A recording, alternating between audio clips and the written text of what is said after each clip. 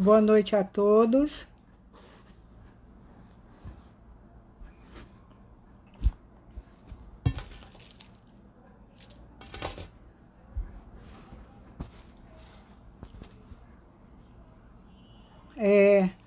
Alguém está me vendo? Boa noite a todos.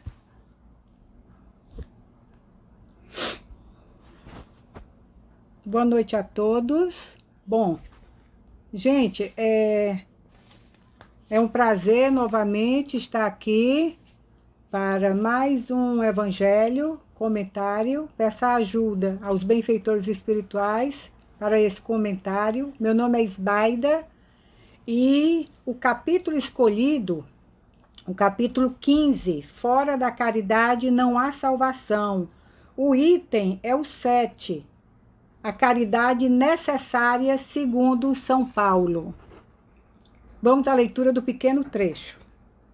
Se eu tivesse a linguagem dos anjos, São Paulo, Paulo compreendeu de tal forma essa grande verdade que diz: se eu tivesse a linguagem dos anjos, se tivesse o dom da profecia e penetrasse todos os mistérios, se tivesse toda a fé possível a ponto de transportar montanhas, mas não tivesse caridade, eu nada seria.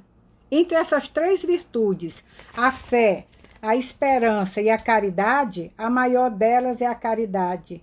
Assim ele inequivocamente coloca a caridade acima até mesmo da fé, porque a caridade está ao alcance de todos, do ignorante e do sábio, do rico e do pobre, e é independente de qualquer crença particular. Que maravilhosa constatação do apóstolo Paulo, não é? Há algum tempo atrás, numa carta psicografada pelo médium Newton Souza, um filho desencarnado agradecia ao pai, porque, segundo suas palavras, a sua bondade em atender criança pobre emanava luz e amparo sobre ele e o ajudava na sua recuperação no plano espiritual, onde ele se encontrava. A caridade praticada pelo pai com o próximo o beneficiava. Então vamos fazer uma reflexão aqui sobre a caridade, o poder da caridade. O objetivo do Espiritismo é a formação do homem de bem, um caráter espiritual. O seu lema é: fora da caridade não há salvação. Então a caridade é o nosso passaporte para essa conquista. Quem faz o bem é instrumento de Deus no auxílio aos seus filhos. Exemplos não nos faltam, como Maria Teresa de Calcutá, Irmã Dulce, doutora Zilda Arnes, que era da Pastoral do Menor, por quem sempre tive uma grande admiração, Francisco de Assis, o nosso Chico Xavier e tantos outros que tanto bem fizeram à humanidade. Esses exemplos citados não nasceram assim, não. Fizeram conquistas, se esforçaram. O Evangelho nos diz, acaba de nos dizer, que a caridade está ao alcance de todos. Então, temos que começar a prática da caridade primeiro em nós mesmos, pois sem isso não vamos conseguir o aperfeiçoamento interior necessário para praticar a caridade com o nosso próximo. Trabalhar a caridade no pensar, no falar, no agir. Temos uma construção interior pela frente e isso requer cuidados com o nosso espírito.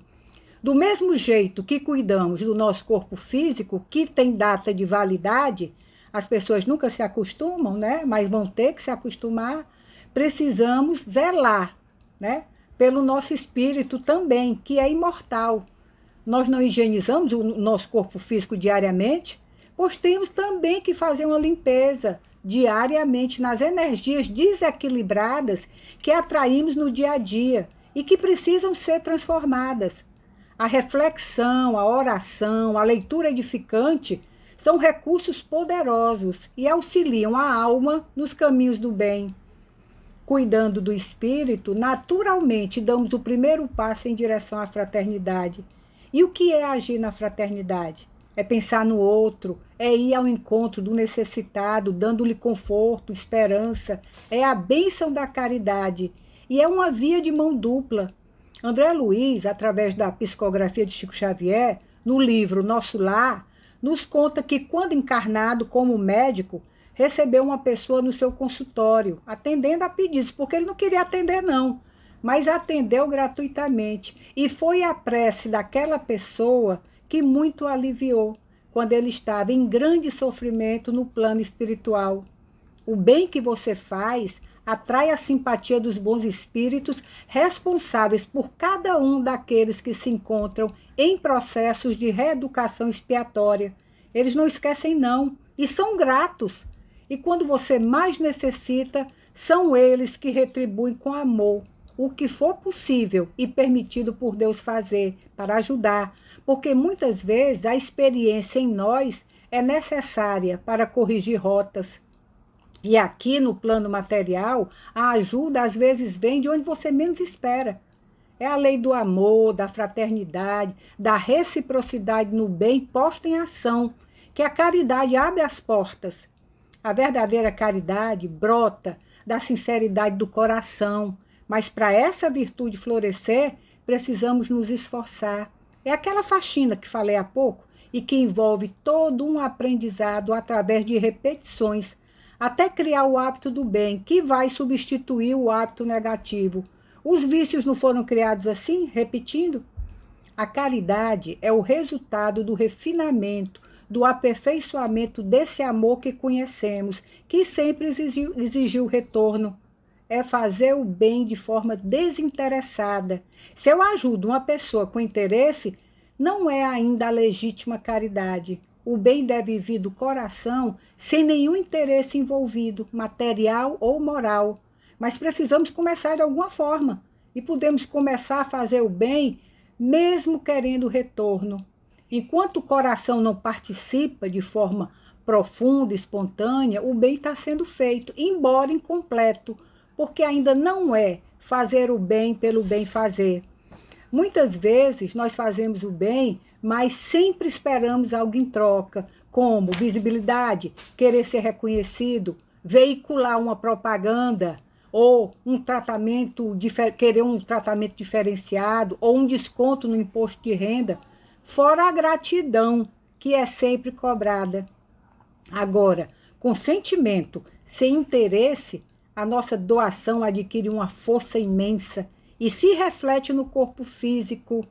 Se não, vejamos o comportamento do nosso cérebro físico diante de ações motivadas pelos sentimentos. Vamos conhecer um pouco esse processo. A professora Nete Guimarães nos traz informações preciosas sobre isso. Vamos falar aqui algumas delas, né? Todas as nossas decisões são tomadas no lobo frontal. Já os nossos impulsos vêm dessa região, na base do cérebro, os gânglios basais. Lá se encontram os nossos instintos, nossos hábitos, nossos impulsos, nossas atitudes sem pensar. Existe também uma área que os cientistas antigamente não sabiam a sua função, pensavam que ela não tinha atividade nenhuma, o lobo pré-frontal. Mas depois descobriu-se que ele era envolvido com a moralidade, com os sentimentos nobres, superiores. Mas só descobriram depois que essa área se ativou diante de certas experiências. Foi feita uma pesquisa por um neurocientista brasileiro, chamado Jorge Moll Neto, para avaliar os comportamentos emocionais que a caridade despertava no cérebro. E ele acabou descobrindo o poder da caridade. Foi uma surpresa. Segundo a doutora Nete, esse pesquisador é um dos 5 neurocientistas mais influentes do mundo na área da neurociência. Ele observou que quando o lobo pré-frontal estava ativo, inundava de energia o lobo frontal e neutralizava os gânglios basais, ou o cérebro primitivo, gânglios basal, cérebro primitivo, a mesma coisa. E descobriu isso através de exames, imagens radiológicas em experiências com várias pessoas. Descobriu que quando eles estavam vendo determinados vídeos e se emocionavam com situações de extrema carência, tinham sentimentos nobres como a compaixão, a vontade de ajudar. E nessa hora, o seu lobo pré-frontal se ativava, se iluminava. Então, a verdadeira caridade acontece quando o lobo pré-frontal está envolvido. Os maus hábitos, os vícios, surgem nos gânglios basais. Fumar, beber. Você repete, repete, de tanto repetir, não consegue mais controlar. Para desfazer esse hábito e criar um novo hábito para substituir, é necessário muito mais esforços, mais energia, a não ser quando o lobo pré-frontal estiver envolvido por sentimentos nobres, amor extremo, compaixão, misericórdia. Por quê? Porque quando uma decisão é tomada, tendo por base esses sentimentos nobres, que têm origem no lobo pré-frontal, ela se sobrepõe a todas as outras. É ela que vale. Quando o pré-frontal está envolvido, nossos hábitos ficam em segundo plano. E a decisão que você toma é a que vai valer, anulando todas as outras. No caso do amor extremo, que ativa o pré-frontal, envolve um sacrifício pessoal. Num gesto de amor extremo, você não tem nenhum, não pensa em você de jeito nenhum, não tem nenhum interesse para si, não. Só interessa o bem daquela pessoa. Quando você toma a decisão de doar um rim, quando você arrisca a própria vida para salvar outra pessoa e não pensa em nada, todas essas decisões heróicas vêm do pré-frontal. Para se ter uma ideia dessa força, vejam bem, o instinto de conservação, a autopreservação, é um instinto muito forte em nós, não é? De todos os instintos, é o mais forte. E quando o pré-frontal está ativo, nem se pensa nele, fica em segundo plano. O pré-frontal ativado pela verdadeira caridade muda a estrutura energética normal do cérebro, o desejo de ajudar. E essa energia inunda todo o cérebro. Constatado pela ciência material. E uma curiosidade, esse cientista o Jorge Malneto, publicou o resultado de suas pesquisas sobre a verdadeira caridade e as incríveis ações químicas e biofísicas que ela provoca em 2007. Mas, em 1947, 60 anos antes dessa pesquisa, no livro No Mundo Maior, Psicografia de Chico Xavier, o espírito André Luiz, no capítulo chamado A Casa Mental, a Usina do Pensamento, já nos informava que, vejam só, nos gânglios basais está arquivado o nosso passado, os nossos hábitos, o que trazemos de outras encarnações. O presente está no lobo frontal, onde estão as decisões. E o nosso futuro está no lobo pré-frontal, que é a nossa ligação com Deus.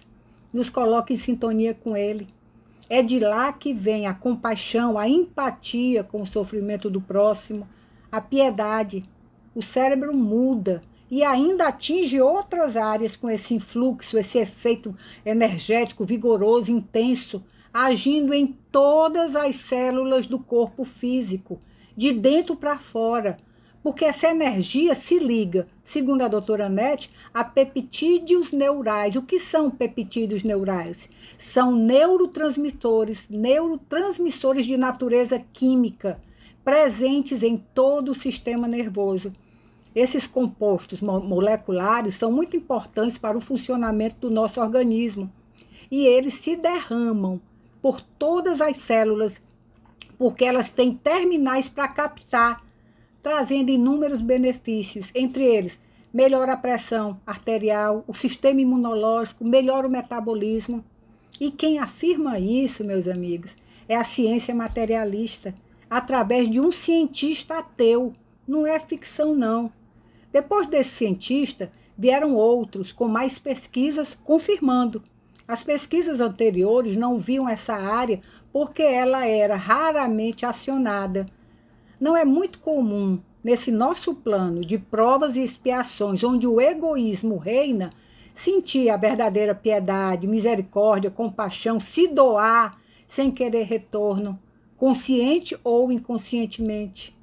Agora, a evolução, se processando nessa área através dos nossos esforços, damos um salto de qualidade maravilhoso, porque antes as decisões vinham do que estávamos acostumados, de baixo para cima, dos gânglios basais para fora. Agora vem de cima para baixo, do pré-frontal, ou seja, antes nós éramos comandados pelas emoções inferiores. agora somos comandados por emoções superiores. E isso, claro, muda tudo. É quando temos força para largar os vícios, é como se toma uma decisão radical de mudar de vida, como fez Buda, como fez Santo Agostinho. André Luiz, na época, não foi entendido, né? Informou e as pessoas não entenderam, acharam fantasioso. Precisou 60 anos depois para poder conseguir entender. Então, quando o Espiritismo nos apresenta sua bandeira fora da caridade, não há salvação, ele está se referindo à caridade que envolve sentimentos. Salvação. Salvar não é libertar? A verdadeira caridade nos liberta das chagas da humanidade, nos liberta do orgulho, do egoísmo, e com eles todos os seus agregados, que não são poucos, e todos os atrasos, os sofrimentos que eles nos trazem. Porque a verdadeira caridade altera todo o sentido da vida. Agora, no início, quando você faz para se sentir melhor, como, por exemplo, fazendo parte de um projeto social, fazer visita aos doentes nos hospitais, no Natal, você vai porque está se sentindo sozinho e vai encontrar amigos que vão também, mas não é um desejo seu, autêntico, de confortar corações. Ou então você vai participar das visitas como as que o Lar de Clara proporciona como forma de auxílio às comunidades do seu entorno, você vai se sentir melhor ao comparar a sua vida com o sofrimento, a carência que ali se vê. Só que ainda não é a caridade espontânea, vinda de um sentimento firme, interior, mas você já está exercitando. E isso pode evoluir cada vez mais através dos seus esforços com determinação. E você vai melhorando junto com essas visitas. E a persistência na prática, vou repetir, a persistência na prática, a perseverança, vai te distanciando mansamente da pretensão, inconsciente ou não, de retorno. Você vai se sentindo tão bem em fazer o bem, que ele vai se tornando indispensável na sua vida, vai tomando espaço no seu coração. E é então que a evolução se processa naturalmente no seu interior. E o exterior reflete isso. O bem está criando raízes no seu coração. Você passa a querer o bem do próximo, independente de vínculos. Você desenvolve a tolerância, se abstendo de fazer julgamentos sobre o outro. O perdão das ofensas fica mais fácil, pois você sabe que todos temos um passado além dessa vida. E como é fácil errar num mundo de provas e expiações. E o quanto você também necessita se harmonizar com as leis divinas. A benevolência, a indulgência e o perdão dos pecados que compõem a caridade, esse trio de virtudes é decisivo na nossa vida para alçar voos maiores. A vibração, a energia muda para melhor.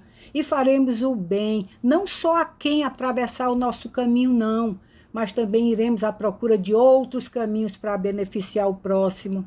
E essa vibração, em forma de bênção, também chegará a outros planos, beneficiando o ente amado que partiu, como citado aqui no início da psicografia que chegou até um pai, causando tanta alegria e conforto aos corações cheios de saudades.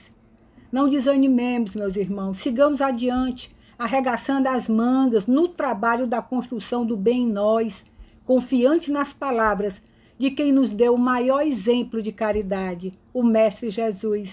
Vós sois deuses, podeis fazer tudo o que faço e muito mais. Muito obrigado pela atenção, gente. Foi um prazer.